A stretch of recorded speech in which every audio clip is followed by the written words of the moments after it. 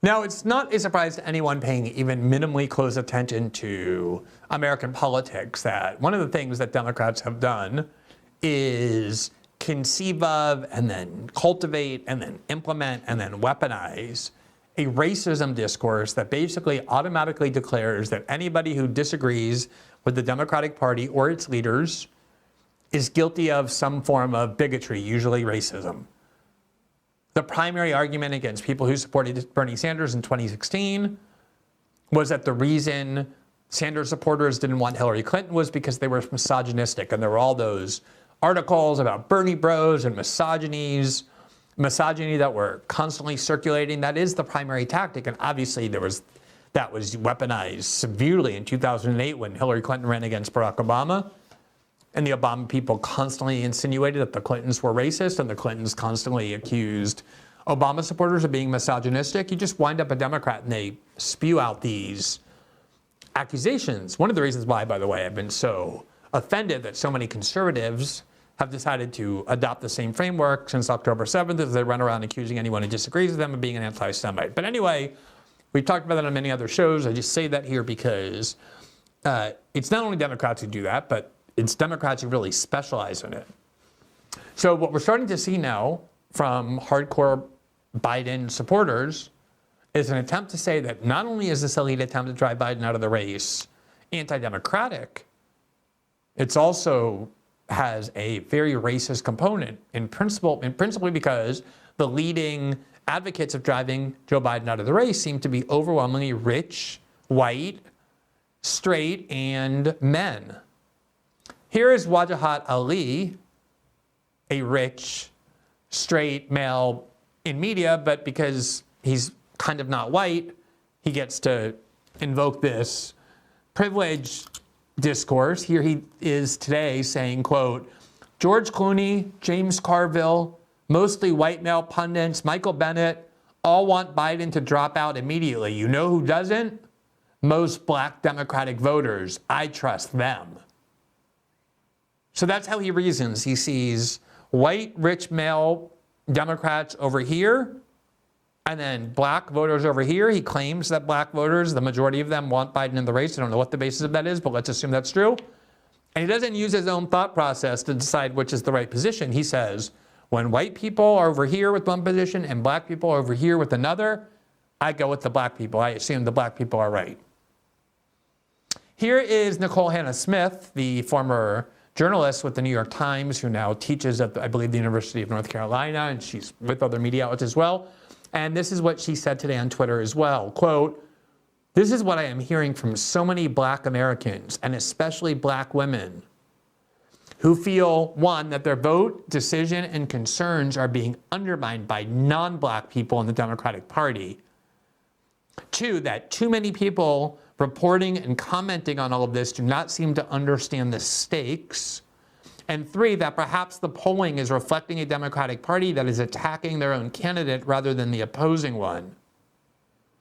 And she was responding, Nicole Hannah-Jones was, saying, this is what I'm hearing from black women too. They don't want Biden out of the race. They're angry that a bunch of white rich men are trying to push him out. She was responding to this commentary by a black pundit on CNN, Ashley Allison, whose video she reposted and wrote over. And this is what Ashley Allison said on CNN. Joe Biden stays in the race. I'm going to do every single thing I can to defeat Donald Trump, because as a black woman living in this country that has less constitutional rights than I had from the day that I was born 42 years ago, I refuse to live under Donald Trump's reign again. I refuse to risk our democracy. And Joe Biden is the person right now who is able to defeat him. And so when people are saying, do something to prove that you have the command of the knowledge, and you stand up and you call on 10 reporters and you answer 19 questions for 59 minutes, then I ask you, if you go and say step down, then what is the test that he must prove over and over again? Because then it feels like you, as a person who is calling for him to step down, is being disingenuous. Now, I'm not saying it's not wrong, because that debate was terrible, and Joe Biden has acknowledged that. But as people who are living with the fear of a possible dictator to take over this country, I just ask you, as a Democratic Party, And I'm not super excited about Joe Biden, but I am terrified of Donald Trump. To get it together for the people that you are asked to represent, there is too much at stake. And I don't understand what more people need after a night like tonight to say he is the leader of the free world. I sometimes on television say, if there go I, but for the grace of God, that I am not held to the mistakes I make sometimes on television in the days of my life. And I'm a little annoyed and I'm furious because I talk to black people who have saved this country over and over, who helped elect Joe Biden, who saved the Democratic Party time again. And black people are saying, let it go, folks. Exactly. Black people, she says, are saying, let it go, folks. Now, we have seen over and over and over and over and over and over and over and over again that wealthy, privileged black pundits who go on TV and purport to talk for all black people, speak for all black people, including ones who don't get to go on TV, who aren't of their class, are as separated from the people on whose behalf they claim to speak as any other type of pundit. I mean, if you just look at, for example, polling on police, you almost always hear from black pundits who go on television or black hosts that the police are evil, that we want less police, and yet you poll black communities and they all say exactly the opposite, that if anything they want more police or the same amount of police, they don't want less police. Because unlike the neighborhoods where a lot of these black pundits live that are very safe, the majority of people who are working class of all races live in neighborhoods where they actually want the police and need the police to protect them. They don't have private security. They don't live behind gates. But it is true that the people who the media presents as representing the Democratic Party are now explicitly starting to infuse a racial component to this discourse about trying to drive Biden out of the race. And what they're saying is, basically their argument is this, that Joe Biden is the safest way to defeat Donald Trump. And a lot of these pundits who are going on their podcast or going on TV and talking about all these fantasy ways of replacing Joe Biden because they think it would be entertaining and fun, they're able to do that because they don't have anything to lose. They'll be fine if Trump is president. But the people who have something to lose, the people who are going to end up in the camps, are us, the marginalized people, the black people. And we, unlike them, can't risk that. And since we, the black people, are the ones who support the Democratic Party most, are most loyal to it, our voices should be heard and not theirs.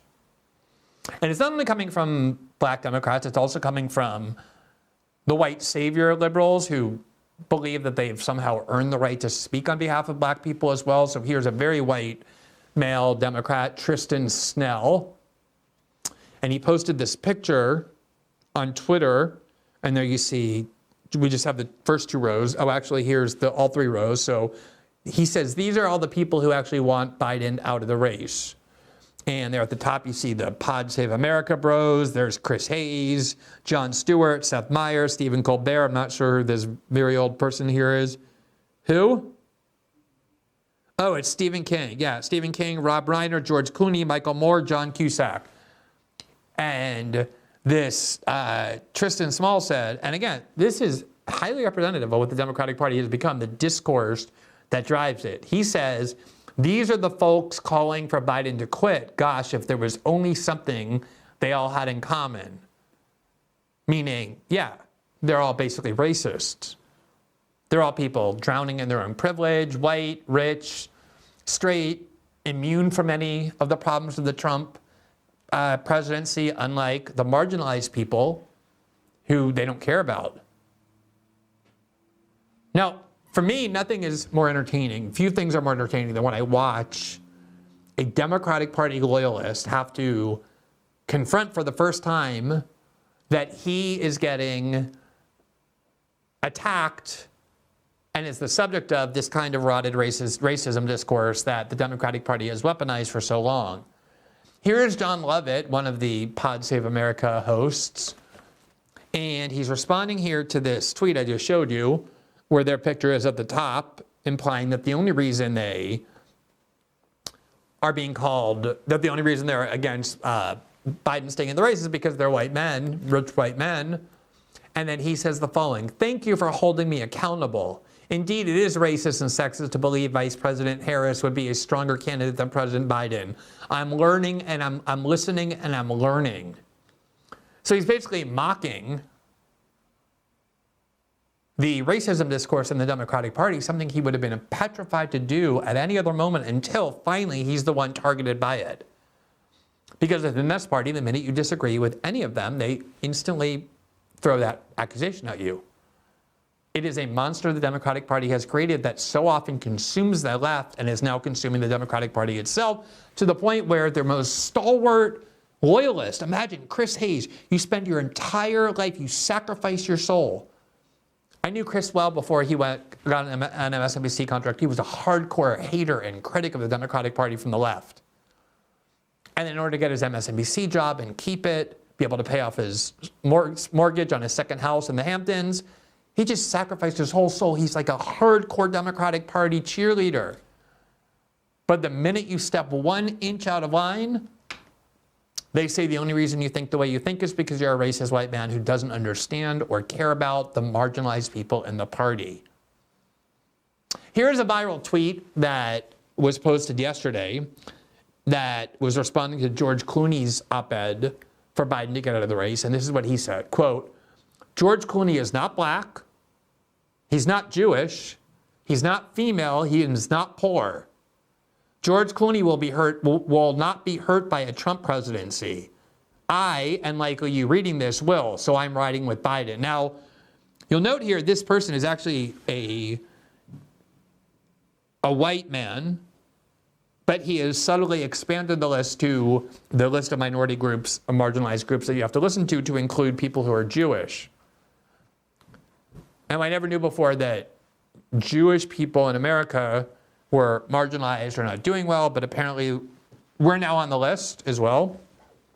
So what he's saying here is that, you know, he was perfectly happy with George Clooney when he was spending millions and millions and raising tens of millions and more for the Democratic Party. But the minute he steps out of line, the implication here is that George Clooney doesn't care about black people or Jewish people or females or poor people because he's not any of those things and therefore can play around since he won't be hurt by a Trump presidency, unlike all the people who are members of this group.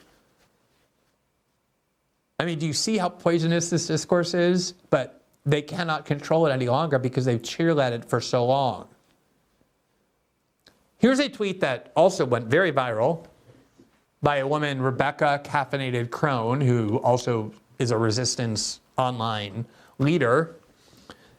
We actually have the number of views. It got 4.8 million views. It was retweeted almost 6,000 times and liked another 17,000 times. And here's what she said. This is her perspective of what's been happening. Pundits say, Joe Biden needs to drop out. Biden says no.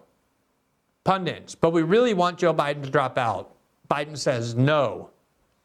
8 House Democrats say, Joe, the pundits say you need to drop out. They really want that. And Biden says no. George Clooney says, come on, Joe, just relax. You'll like it. You'll like dropping out. And then Biden says no.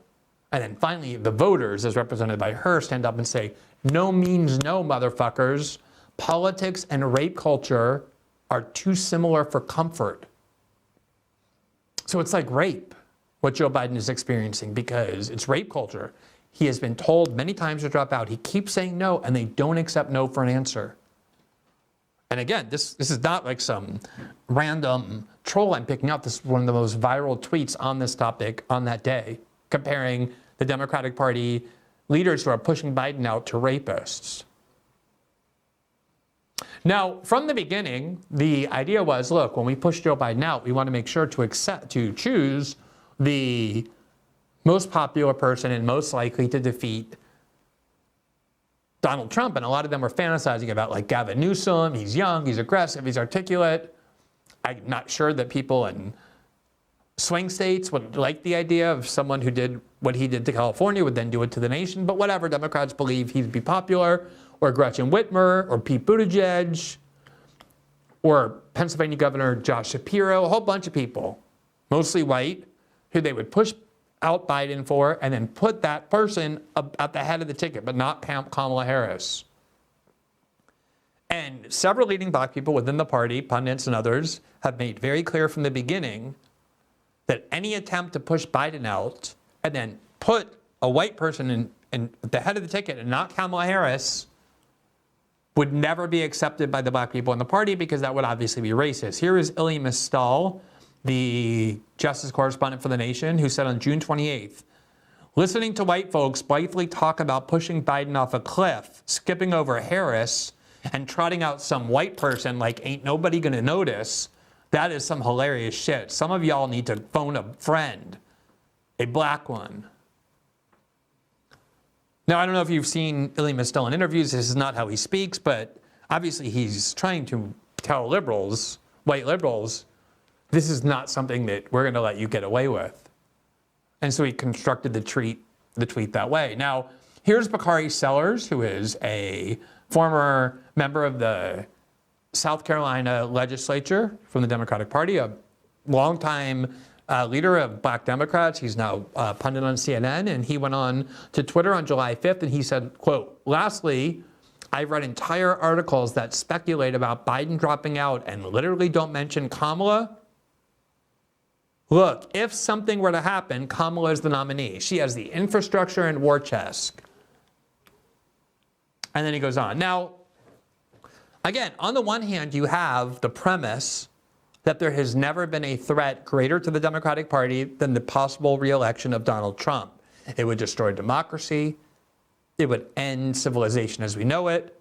It would be the last election we ever had. We would live under full-scale dictatorship with death camps for black people, Latinos, Muslims, women, Jews, and poor people, pretty much like 80% of the country, and LGBTs as well, so another like 7%. So like 87% of the country would be in death camps inside. That's the premise. But on the other hand, they're saying there's all these rules of identity politics and racism accusations that absolutely constrain you from doing what you want to do. You can't push out Joe Biden, no matter how far he is behind the polls, because that's a transgression to the black women who voted for him and who Nicole Hannah-Jones is hearing in her own life. I'm sure the black woman Nicole Hannah-Jones speaks to are highly representative of black voters generally on the University of North Carolina campus and the other East Coast enclaves where she populates. But she's saying, I've heard from black voters who say we want Biden in the race, and these white rich men who are attempting to drive Biden out don't care about us. So they can't push out Biden. And then if they do push out Biden, if the rich people in the party succeed in that, they cannot put anybody in his place except Kamala Harris, because to do so would be racist. And so I find it very enjoyable to watch all of these white Democrats who have said nothing about this discourse for so long, finally now getting targeted by it because they're stepping out of line and they have no defense to it except John Levitt, who starts mocking it, mocking racism accusation for the first time because this time he's being charged with it. And so on top of all of the other problems that Democrats have, they can't even really openly debate what to do because of the accusations with which they will be immediately face as a result of these rules of discourse that they have not only allowed but encouraged to grow and amplify and be weaponized for so long. Thanks for watching this clip from System Update, our live show that airs every Monday through Friday at 7 p.m. Eastern, exclusively on Rumble. You can catch the full nightly shows live or view the backlog of episodes for free on our Rumble page. You can also find full episodes the morning after they air across all major podcasting platforms, including Spotify and Apple. All the information you need is linked below. We hope to see you there.